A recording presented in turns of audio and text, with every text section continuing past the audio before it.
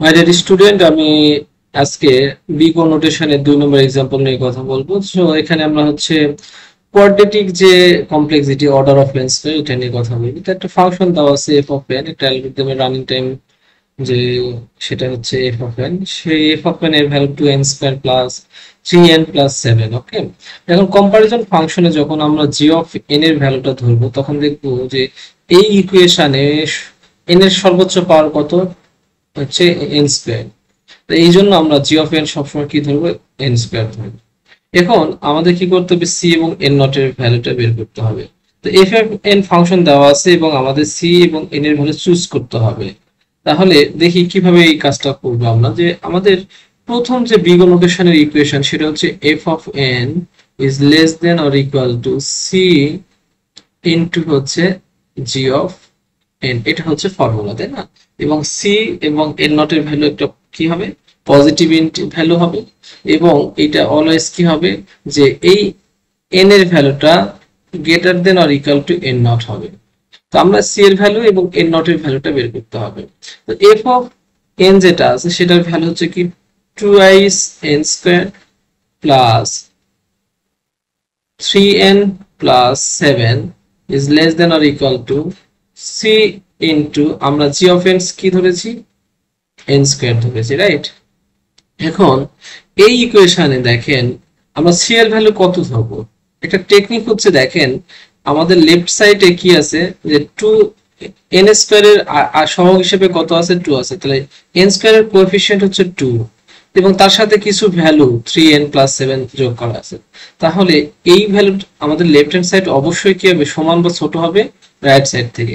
তাহলে সি এর ভ্যালু আমরা কত ধরবো, আমরা 2 ধরলে কিন্তু আসলে আমাদের লেফট সাইডটা বড় হয়ে যাবে, রাইট সাইডটা ছোট হবে। তাহলে আমরা কি করব, আমরা বলতে পারি যে okay, twice n² plus 3n plus 7 less than or equal to, আমরা সি এর ভ্যালু কি করব, 2 আর 1 2 সাথে 1 যোগ করে 3 হবে, তাহলে 3n²। তাহলে আমরা এখানে সি এর ভ্যালু কত ধরলাম, 3 ধরলাম। ওকে, এখন এই কন্ডিশনটা আসলে আমাদের কি হবে, কোন কোন ভ্যানের কোন কোন ভ্যালুর জন্য সত্য হবে, তাই না? তাহলে এখানে আমরা কাজ করতে পারি যে ওকে, আমরা শুরুতে ধরলাম n equal to 1। n equal to 1 ধরলে 1 এর উপর স্কয়ার মানে 1, তাহলে 2, এখানে 3, 5, 5 আর 7 12। এই পাশে আমাদের কত হচ্ছে, 12 হচ্ছে। আর এই পাশে কত হচ্ছে, 1 ধরলে, তাহলে 1 এর উপর স্কয়ার 1, 3 হচ্ছে। তাহলে কন্ডিশন মিথ্যা হচ্ছে। তাহলে n ইকুয়াল টু 1 এর জন্য আসলে আমরা এই কন্ডিশনটা মিথ্যা পাচ্ছি। তাহলে n ইকুয়াল টু 2 ধরে দেখি। ওকে, তাহলে n ইকুয়াল টু 2 ধরলে কত আসবে, আমরা দেখি কত আসে। যে 2 এর উপর স্কয়ার করলে হচ্ছে কত হয়, 4, 4 দুগুণ 8, আর এখানে 3 দুগুণ 6, তাহলে 8 6 14, আর এখানে 7, 14 সাথে 21। আমরা এই পাশে 21 পেলাম, এই পাশে কত পেলাম, এই পাশে হচ্ছে 2 এর উপর স্কয়ার করলে 4, 3 4 কত 12। সো এই কন্ডিশনটাও কিন্তু আসলে মিথ্যা হচ্ছে। তাহলে এই n ইকুয়াল টু এর জন্য আমরা আসলে কন্ডিশনটা সত্য পাচ্ছি না।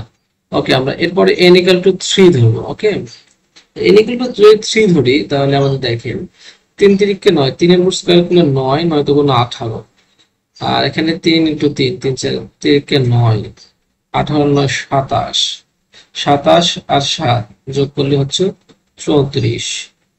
দেখি এই পাশে হচ্ছে আমরা 3 এর উপর স্কয়ার করলে কত আসবে, 3 এর উপর স্কয়ার যদি করি তাহলে আমরা 3 3 9, 3 নং কত আসতেছে, 27 আসতেছে।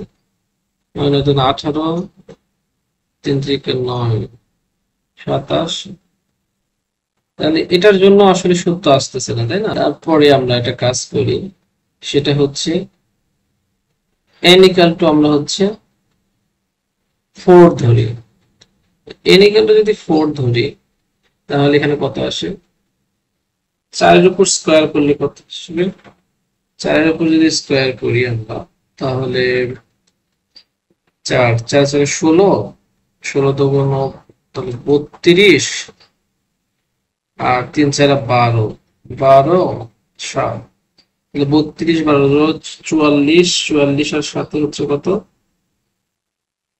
51, 44 আর 7 51, ঠিক আছে?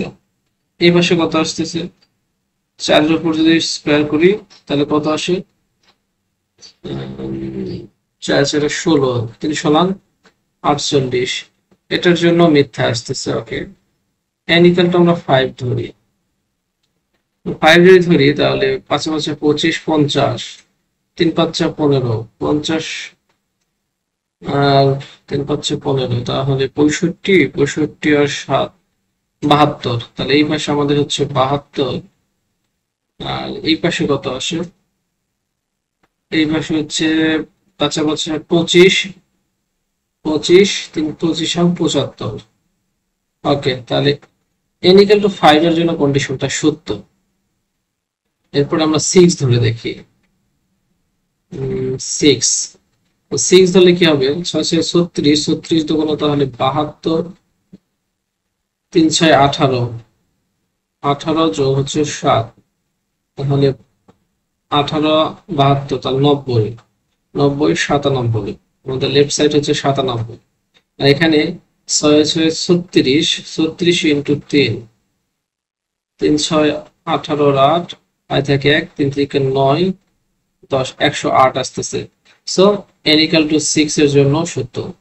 তার মানে আমরা এরপর থেকে n এর ভ্যালু যতই বাড়াই আমরা এই কন্ডিশনটা সত্য পাবো। তাহলে এখানে একটা ভুল আছে যে n নট যে 2 ধরছে, অ্যাকচুয়ালি n নট 2 ধরা যাবে না। n নট এর ভ্যালু কত হবে?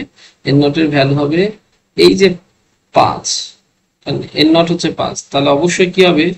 এই 5, এইটা 5 এর চেয়ে n এর ভ্যালু কি হবে? 5 এর সমান অথবা তার চেয়ে বড় হতে হবে, তাহলেই কিন্তু আমাদের এই ফাংশনটা কাজ করবে। যে ওকে, এটা সমান হচ্ছে 3n স্কয়ার। সো ওভারঅল আমরা এই পাস যেটা আছে, এখন আমরা যেটা পেলাম যে যদি কমপ্লেক্সিটি বের করতে চাই তাহলে f of n order of g of n,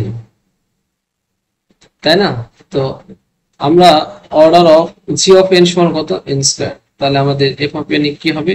f of n হচ্ছে n স্কয়ার। তাহলে এটাই ঠিক আছে। সো আপনারা অ্যাকচুয়ালি এই জায়গাতে কারেকশন করে নেবেন। এই জায়গাতে আসলে 5। সো আশা করি আপনারা বুঝতে পেরেছেন। Thank you for watching my video.